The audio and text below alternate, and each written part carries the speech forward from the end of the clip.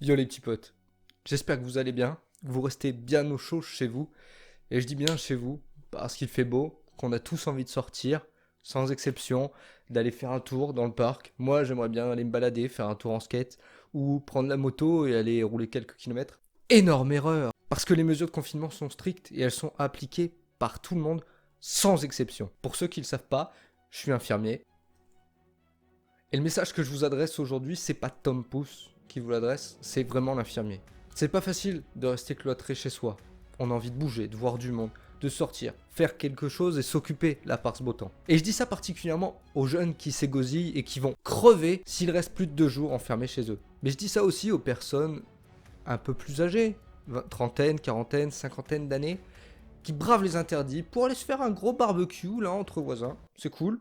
Mais je dis aussi ça aux personnes âgées qui vont, Jean et Ginette, main dans la main, faire leur petite balade de santé. Il me semble, et c'est certain que j'ai aucune sensibilisation professionnelle vis-à-vis du sujet, que vous soyez la population la plus à risque. Et je crois pas que l'amour soit plus fort que le SARS-CoV-2, On n'est pas dans une belle comédie d'amour, Parce que le propos il est là.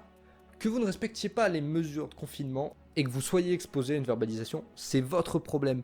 C'est aussi notre problème parce que nous, Français, sommes têtus et un petit peu bornés. Sauf que ce qui suit, c'est qu'à l'heure qu'il est, personne n'est immunisé contre cette putain de maladie. Ni toi, Camille, qui en a trop marre de rester chez toi et veut te rebeller, et parce que t'es au-dessus des lois. Ni toi, Pascal, 45 ans, qui aimerait bien manger un bon gros steak, là, ce midi, avec des potes.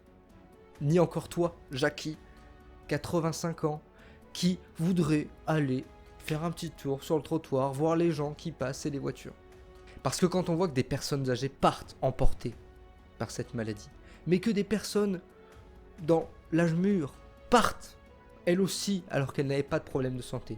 Et encore pire, quand on voit que des jeunes ou que des sportifs sont eux aussi emportés par cette maladie, alors que leur état de santé et leurs conditions physiques étaient irréprochables. C'est là qu'on devrait s'inquiéter. Et que tout le monde devrait s'inquiéter. Quand vous l'aurez vous aussi contracté, en fait, c'est nous que vous mettrez en danger. Nous, le personnel soignant, qui sommes là, normalement, pour vous aider. Pour vous aider à vous en sortir, en fait. Et ça, c'est juste un putain d'égoïsme à considérer. Alors si c'est pas pour vous que vous le faites, parce que vous êtes costaud, solide, increvable, faites-le au moins pour une personne qui vous soit chère. Votre fille, votre fils, votre épouse, votre époux, votre mère ou votre père, vos grands-parents ou votre animal de compagnie, si vous ne l'avez pas déjà abandonné, parce qu'après c'est nous qui allons devoir faire un choix et décider duquel d'entre eux on sauve la vie. Donc arrêtez d'être con et de vous mettre en danger et de nous mettre en danger. Parce que, réflexion utilitariste, au pire, vous allez vous dire, le jour où vous l'aurez, mais c'est moi qui vais choisir entre toi, que je sauve, ou ton voisin de chambre. Ne serait-ce que ça. Je suis sûr qu'à l'heure actuelle, il y a des choses que vous avez à faire. Vous y pensez pas. Je peux le comprendre. Vous avez peut-être un vieux bouquin qui traîne dans un tiroir depuis belle lurette et que vous n'avez pas encore lu. C'est l'occasion de le faire. Ou sinon, peut-être que ce soir à la télé, il y a un bon film que vous n'avez pas vu depuis quelques temps, vous pourriez regarder. Ou encore, alors certes, YouTube et Netflix ont les débits réduits. Ce sera peut-être amené à changer, mais une fois que les horaires de télétravail sont passés, allez regarder votre série sur Netflix, celle qui vous reste 3 épisodes pour finir. Et sinon, respectez peut-être vos bonnes résolutions pour la nouvelle année. Vous voyez la remise au sport que vous aviez parlé de faire, c'est l'occasion de le faire. Et puis si c'est que ça, je vous passe mon programme de sport. Vous aurez plus aucune excuse. Je répète une dernière fois que ça va être long.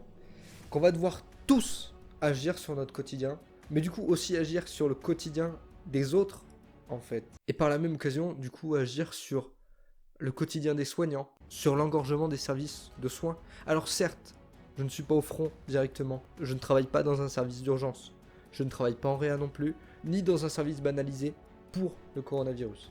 Mais n'empêche que si mes collègues le contractent, à cause de vous, peut-être, c'est moi qui vais devoir aller faire ces soins-là. Donc, ça dépend de vous. La survie de milliers de personnes dépend de vous. Alors arrêtons tous d'être cons et limitons la propagation. Merci d'avoir regardé cette vidéo jusque-là. C'était Tom Pouce. Coupé.